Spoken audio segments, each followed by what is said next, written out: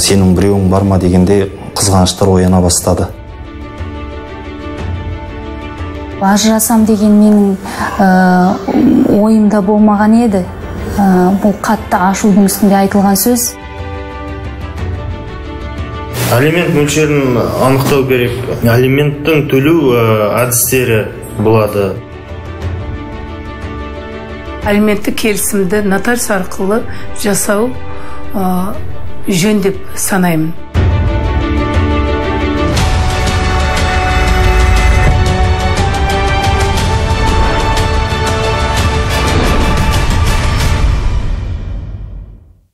Ассалаумағалейкум. Эфирде сот төрелігі бағдарламасы.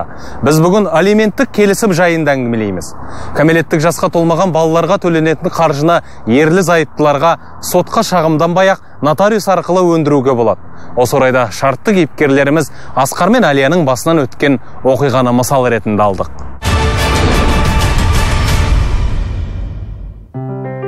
Асқар да, Әлия да күндердің бір күнінде екеуінің шаңырағы шайқалуға шақ қалады деп мүлде ойламаған болар. Университет қабырғасында жүріп танысып, кейін сол таныстық сезімге ұласып, 2 жас отау құрды. Арман қуған жас жұбайлар Астанаға қоныс аударды. Осында Елнұр өмірге келді. Көп ұзамай шағын болса да қаладан пәтер сатып алды. Аядай бөлмеге бақыт аялдағандай көрінетін. Бұл Асқардың, Әлияның және кішкентай Елнұрдың қуанышқа толы кездері еді. Отбасы шырқының бұзылуына Асқардың жұмысы себепкер болды. Расымен отағасы үйден ерте кетіп кеш қайтатын. Қызметке енді орналасқан сәттен бастап өзінің еңбек қорлығымен танылған жас маман кей кездері жұмыста түннің бір уағына дейін отырып қалатын. Түнгі 12-де, 1-де кешік білемін. Соған Әлия ашуланып, сен неге жұмыстан кешік келесің? Мен мына үйде сені күтіп отырамын, сенің біреуің бар ма дегенде қызғаныштар ояна бастады. Күндіз жарайды, түнде де звондайтын уақыттар болады.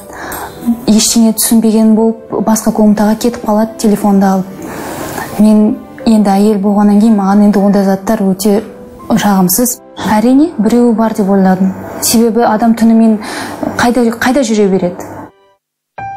Әлияға күйеуіне қатысты күдігі маза бермеді. Бастапқыда түк білдірмеген сыңай танытуға тырысқанмен өзегін кернеген күдік, бәлкім қызғаныш десе де болар, бір күн айтылды. Әлия мұның ақыры насырға шабат деп ойлаған жоқ. Әлия да көп ашулана бермейді, бірақ бір өмірде болады ғой, бір қатты ашуланса оңдырмайтын. Сондай мінезі бар да Әлияның. Сондай жағдайға душар болғанымыз мен расында түсіндіріп айттым. Асқар уақытының көп бөлігін жұмысқа арнайтындығын айтып қаншақталғанмен, оған зайыбы Әлия құлақ аспады. Ажырасам деген менің ойымда болмаған еді. Бұл қатты ашудың үстінде айтылған сөз. Бір жағынан енді мен ажырасайық, мен бәріне шаршадым деп айтып қалып едім. Күйеуім есікті тарс жауып, ажырассаң ажырас деп кетіп отырды. Ажырасайық деп үйден шығып кеттім. Солай айтқаныма қатты өкіндім. Ашуға беріліп, ашу дұшпан ақыл дос, ақылыңа ақыл қос дейді ғой. Сол кезде ақылға емес, ашуға қатты берілгенімді байқадым. Қатты өкіндім де, ажырасайық деп айтқаныма. Ашуға ерік берген Асқарда сол күн үйге оралмады. Әлия ұрысты бастағанын өкінді. Кешіккен күйеуіне телефон шалмақ болып, бірақ дәті жібермеді. Бір күн ұрыстың 40 күн кесірі бар. Күндері зымырап өтіп жатты. Асқар Әлиямен татуласуға қанша бел буғанмен бұдан еш нәтиже шықпады. Ақыр соңында 2 жас ажырасамыз деген шешімге келді. Үйлену оңай, үй болу қиын. Асқар мұны жақсы түсінді. Ажыраспаудың жолын іздеді. Жұмыстағы заңгер әріптесінен кеңес сұрады. Қолданыстағы заңға сәйкес сотқа жүгінбей-ақ нотариуста алименттік келісім жасауға болатынын естіді. Бұл тәсіл болашақта отбасымен қайта қосылуды көздеген Асқар үшін тиімді. Әлия да күйеу айтқан алименттік келісім туралы ұсынысқа қарсы болмады. Бізде бір мәселе туындап тұр. Отбасымыздың шаңырағы шайқалып ыдырау үстінде. Арамызда бір баламыз бар. Осы баланың екеуміз ажырасуға дейін барып отырмыз. Осыған байланысты баланың қағып өсіру шығынын кім көтереді екен?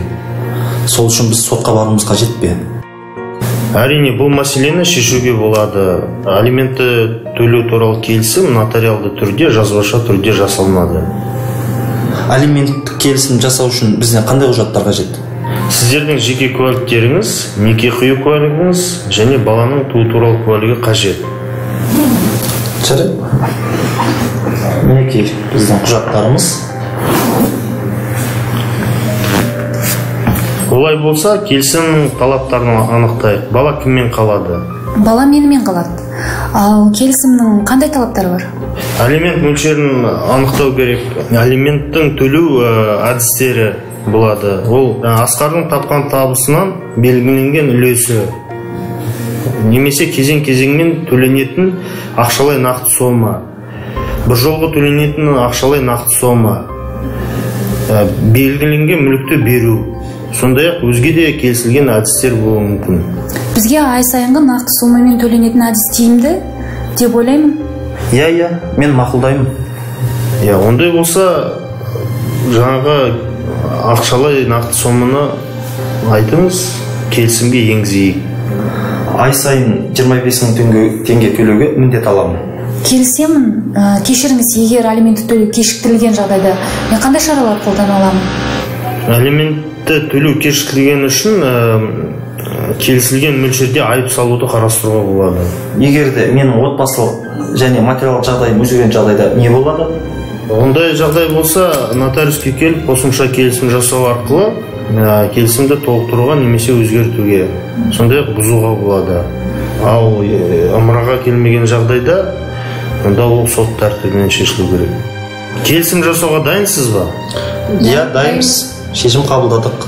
Тараптардың пікірін сұрастырып, нотариус алименттік келісімнің жобасын дайындайды. Жобамен екі жақ танысқаннан кейін құжат тіркеледі. Содан соң нотариус қол қойып мөр басады.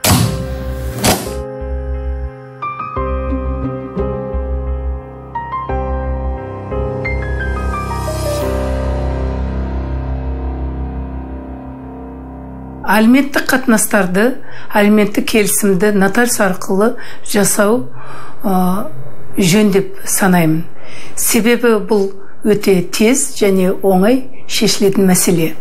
Егер біз сот процесіне жүгінетін болсақ, ең алдыменен тараптар сотқа алименттік іс жүргізу үшін, бұйрық шығару үшін талап арызға жүгінеді. Талап арызды сол күні сот қарай салмайды, 3 күннің ішінде қарауға тиісті. 3 күннен кейін шығарылған сот бұйрығы алименттік міндеттіге, борышкерге танысуға жіберіледі. Оған белгілі бір мерзімді уақыт береді. Содан кейін белгілі уақытта қарсылық келіп түспесе, содан кейін барып мәжбүрлеп сот орындауға жібереді. Сөйтіп уақыттар өтеді. Нотариус арқылы шешілген алименттік келісімдер заңда да көзделген.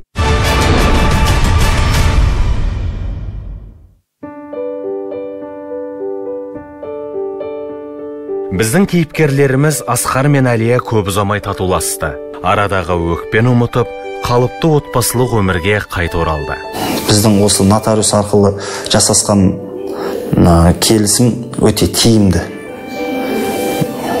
Көбісі ашуға беріліп, сот арқылы ажырасып кетіп жатады. Екеуміз сот арқылы ажырасып кеткенде бәлкім қосылмас едік.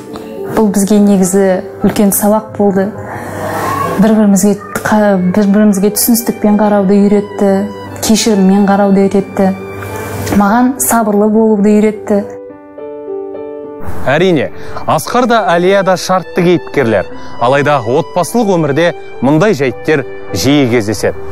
Бүгінгі күні азаматтық дауларды сотқа жеткізбей шешуге айрықша мән беріліп отыр. Түйткілдің түйінін нотариус арқылы не болмаса медиатордың көмегімен тарқатуға болады. Сотқа арызданған жағдайда азаматтық іс жүргізу кодексінің жаңа жобасына сай алғашқы саты кезінде тараптарға қаралатын істің мән мазмұны мен себеп салдарын жете түсіндіру, осылайша бітімгершілікке шақыру көзделген. Сіздер сот төрелігі бағдарламасын көрдіңіздер. Сау болыңыздар.